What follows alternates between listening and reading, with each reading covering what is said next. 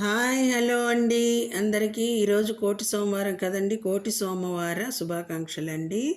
సోమవారం అంటే శివునికి ఇష్టమైన రోజు. కోటి సోమవారం అంటే కోటి సోమవారాల పూజా ఫలితాన్ని ఇచ్చే విశేషమైన రోజు. కార్తీక మాసంలో శ్రవణ నక్షత్రంలో కలిసి వచ్చే రోజునే కోటి సోమవారంగా పిలుస్తారు. కానీ ఇక్కడ అందరూ తెలుసుకోవలసినది ఆ రోజు సోమవారమే అయి ఉండాల్సిన అవసరం లేదు. ఈ 2025లో కార్తీక మాసంలో శ్రవణ నక్షత్రం అక్టోబర్ 29 సాయంత్రం నుంచి ప్రారంభమై అక్టోబర్ 30వ తేదీ సాయంత్రంకి ముగుస్తుంది. శ్రవణ నక్షత్రం సూర్యోదయంతో కలిసి ఉన్నందున అక్టోబర్ 30న కోటి సోమవారంగా జరుపుకోవాలి. ఈరోజు చేసే పని ఏదైనా సరే, దీపం, దానం, స్నానం, ఉపవాసం కోటి రెట్లు ఫలితాన్ని ఇస్తుందని భక్తుల నమ్మకం. ఇదండి కోటి సోమవారం గురించి.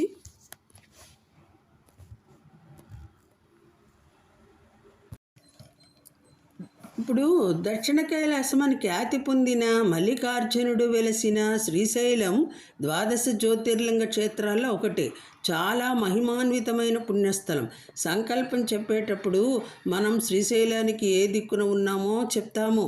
అంతటి ప్రసిద్ధ పుణ్యక్షేత్రం. జగద్గురువులైన ఆదిశంకరాచార్యులు కూడా శ్రీ కైలాసాన్ని సందర్శించారు.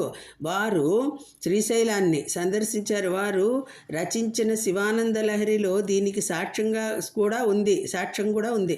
వారు రచించిన ద్వాదశ లింగ స్తోత్రంలో ఇక్కడ క్షేత్రదైవం మల్లికార్జునుడు ఉంటంకించబడ్డాడు. భ్రమరాంబికాదేవి కొలువైన ఒక శక్తి పీఠం. భ్రమరము అంటే తుమ్మెదలు మల్లెపూల చుట్టూ తిరిగినట్టు ఇక్కడ అమ్మవారు కూడా మల్లికార్జునుడు చుట్టూ తిరుగుతూ ఉంటుంది.